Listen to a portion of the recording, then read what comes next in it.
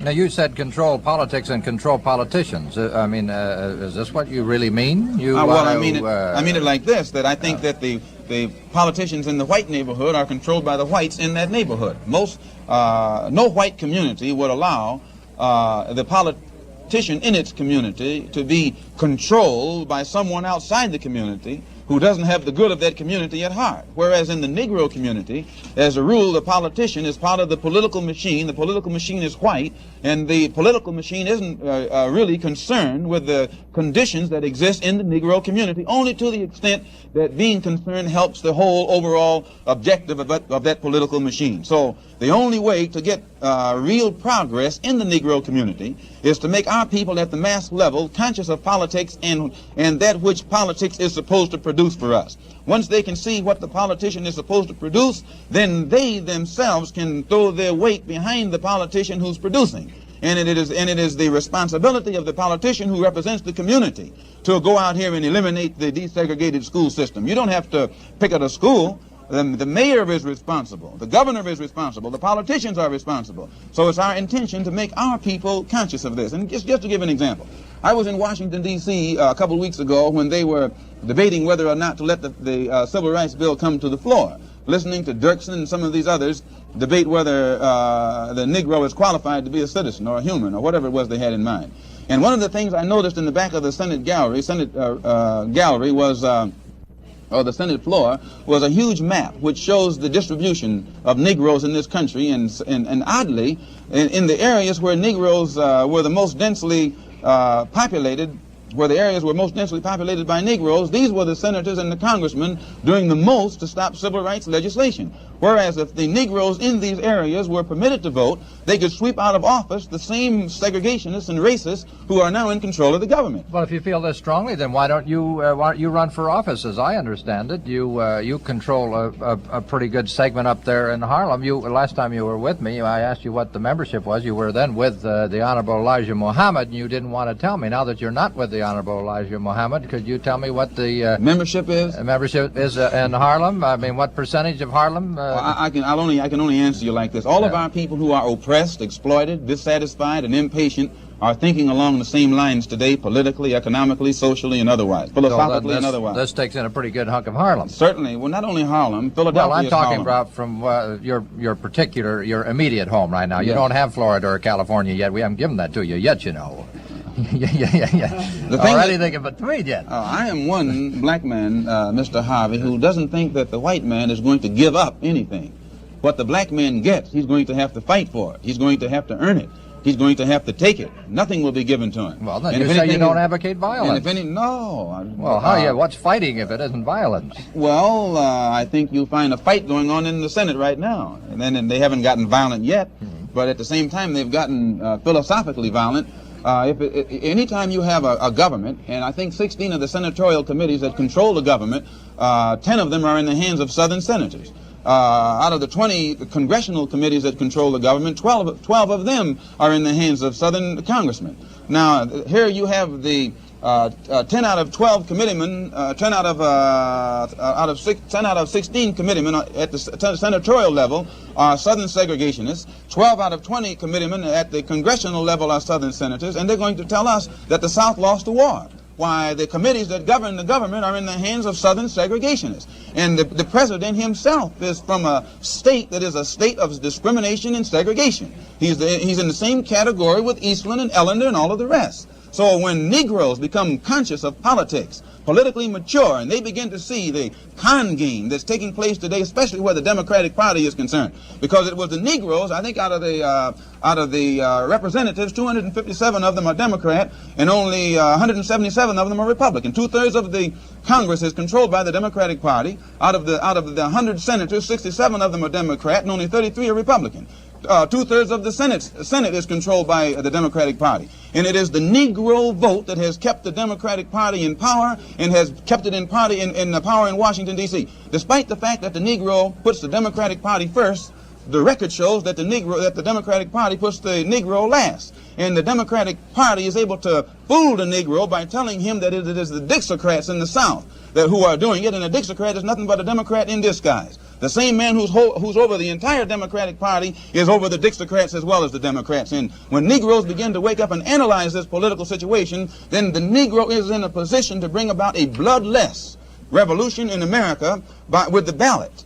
He'll be in a position to sweep out of office these Southern segregationists who occupy strategic positions over strategic committees. And this in itself will revolutionize America's foreign policy as well as America's domestic policy, and it might save America. But if it is not done with the ballot, then it's going to have to be done with the bullet. I don't know why you don't run and say all this on the Senate floor, Malcolm. We'll be back with Malcolm X in just a minute. Schaefer is the one beer to have when you're having more than one. Schaefer, pleasure doesn't fade even when your thirst is done.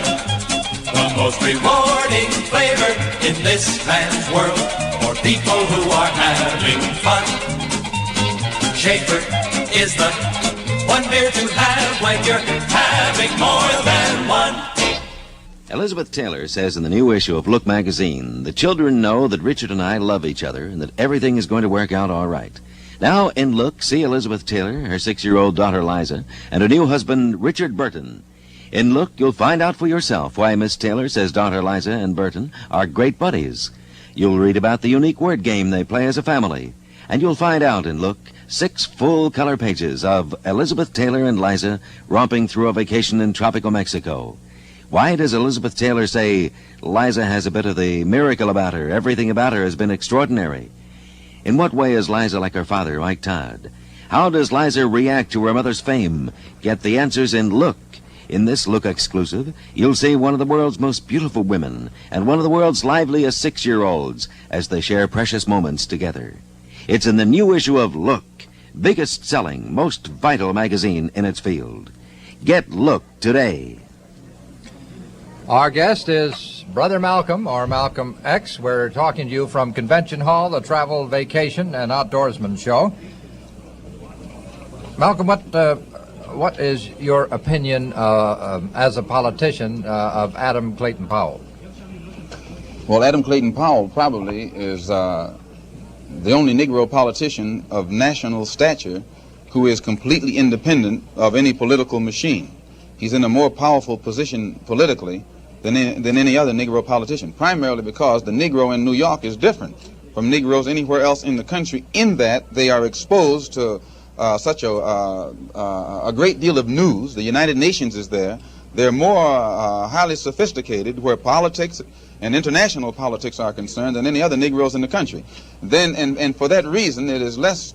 They are less influenced by the propaganda from the daily news media when it's unleashed against another Negro. So that you think that this has all been misleading and misconstrued, and everything that we hear that happens with him in Puerto Rico and Europe. I mean, this is no. I'm not saying that. I'm saying that despite all of the negative aspects of Mr. Powell's daily life, that is magnified by the press and projected as his whole image instead of only a part of his image, the Negro is able to look and see this and realize what is being done or the effort that's being made, and they overlook it, so that it keeps Powell. And the best way for Powell to remain in Washington, D.C. is for the white press to continue to attack him. This automatically gets the Negro support. You said earlier that you don't recruit, and yet Cassius Clay says that you converted him, which is in a form recruiting. Well, only he and I are friends, and it wasn't an active effort that was made to recruit him. But Cassius has been a Muslim for 4 or 5 years, and he and I happen to be very good friends. I was with him in Miami before the fight. I had a chance to study him. So Cassius has more depth than is realized by most people. He's a very, very deep-thinking person. He has strong convictions. He's more intelligent than they give him credit for. In fact, Cassius actually made Sonny Liston whip himself. Not only did he beat Sonny Liston, he beat the press. He beat the Miami Boxing Commission. He even beat the medical examiner who gave him his examination before the fight. And I think that when people realize that he did this with his brain, then they will somewhat get a better idea of how brainy the man actually is. And also, in my opinion, Cassius is a good example of the new type of Negro that's coming into existence in America today. The very fact that Cassius will say, "I am the greatest." Negroes don't say this. Negroes have been fed the type of brainwashing that America is an expert at, to the point where most of them have an inferiority complex and don't want to be superior. They don't want to be the greatest. They just want to be great. Or they don't want to be supreme. They just want to be equal, you know. So Cassius represents this young, new type thinking Negro today who feels that he is within himself just as capable of becoming the greatest or as great or whatever else anybody else is. I don't think he's the greatest poet, or ever will be, I'll tell you that. Do you? Well, there are different forms of poetry. Yes, that's for sure. I've got a couple of more. I tell you what, let's get the business out of the way so we can go right straight through and not be hampered anymore. And so we'll be back with Malcolm X in just 1 minute. Right now, you know, many people who pay big money for automatic washer to simplify wash day, they complicate it right all over again. First, they use a detergent for a clean wash. Then, for a soft wash, they have to stop the washer before the final rinse cycle. Measure, then they add a fabric softener, and then they have to start the washer all over again. So why waste the time, the trouble, and the money? Change to Instant Fells Soap Granules, the laundry product with its own built-in fabric softener. Instant Fells keeps clothes soft, it gets clothes clean. You get a softer wash without the bother and expense of adding a fabric softener to the final rinse. So get Instant Fells with a built-in fabric softener. Another Fells product with something extra to make your work easier. You'll find Instant Fells with a built-in fabric softener at your Acme supermarket. And remember, it's there that you get low prices plus S&H green stamps. So stop at Acme. While you're there, be sure to get Instant Fells, another Fells product with something extra to make your work easier. Brother Malcolm, you just extolled the virtues of Cassius Clay, the fact that he is smart and he's brilliant. As I understand it, he's sticking with Elijah Muhammad. He's not following you in this new movement. I'm happy that he is. In fact, when I made the move that I did, if you read, I stated at that time that it was my hope and desire that all of the followers of the Honorable Elijah Muhammad would stay with him. I'm not interested in carrying on any kind of competition against him, but rather to work among the non-Muslim so-called Negroes in a program that doesn't have any religious restrictions, but is designed to give all of our people an opportunity to become actively involved in an action program that will eliminate the social, political, and economic evils that exist in our community. One thing that must be stressed, you see, as I said, I didn't leave the Nation of Islam. I never would have left it of my own volition. And when I was put out, not only was I put out, but the Honorable Elijah Muhammad's only son, who is a minister, who formerly was a minister right here in Philadelphia, Minister Wallace D. Muhammad, he was put out right along with me.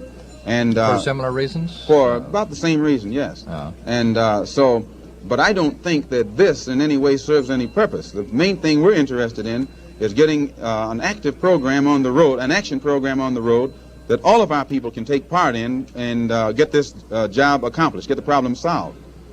Well, now you say that Martin Luther King and other civil rights leaders have made no headway, or certainly not the headway that you want to see made. What headway do you think that you have made?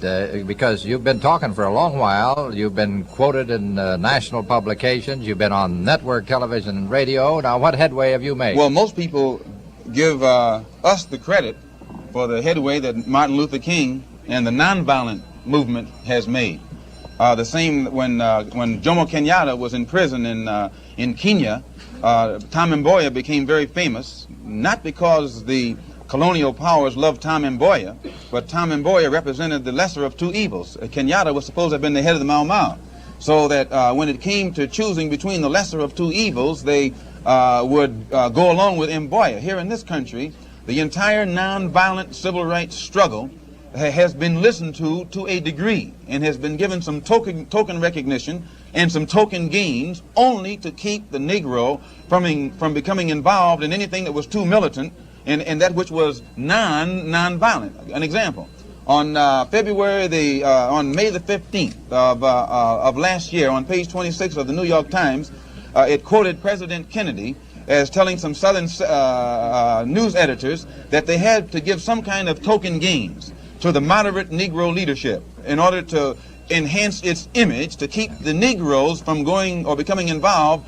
with the Negro extremists, and he specified at that time the Muslims. So what's happening here? It's showing that the late president himself was trying to get these Southern segregationists to give some token gains to the moderate Negro civil rights groups, not because their cause was just, but because in so doing it would enhance their leadership image among the Negro masses and keep the Negro masses from going with the more militant Negro groups. So the gains that were received by these moderate Negro leaders, they only received them because the fear of the threat that was posed by groups that were more militant than they.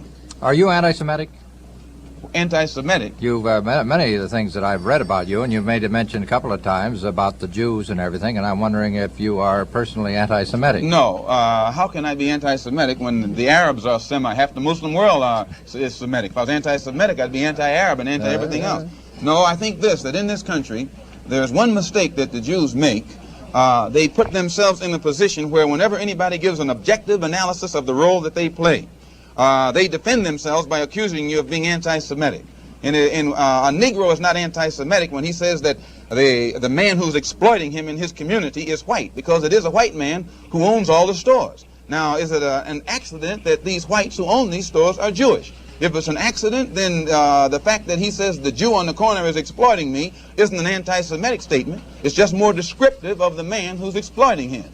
Is it true that the leader of the Nazi Party was given an honored position at one of your, the leader of the Nazi Party in America was given an honored position at one of your meetings? There was a convention held in Chicago to which was invited anyone who wanted to come. And this particular person whom you mentioned came along with other whites. And at that meeting, they were anybody who wanted to contend with Mr. Muhammad or support Mr. Muhammad was given an opportunity to do so. He stood up on the floor in front of the podium and expressed himself, but he did not meet any receptiveness among black people. Nobody who is a Nazi or who in any way advocates white supremacy or who is in any way anti-black will ever get any reception among black people. I don't make any distinction between a Nazi racist or any other kind of racist. They're all racist where we're concerned. But I don't think you should put any weight on the Nazis. That there aren't enough of them in this country. They're not the ones who created the segregated school system that our people are suffering under. They're not the ones who are behind the segregating housing pattern. So the Nazis are if that many of them exist, are only being used as scapegoats. The ones who are really responsible are these that call themselves Democrats and Republicans and other lily white organizations. Malcolm, we only have a minute left. You are a very nice fellow to talk to, because you do talk. That's one thing. You have an engaging smile. Do you still consider yourself the angriest Negro in America? I think a man can be at his angriest when he's smiling.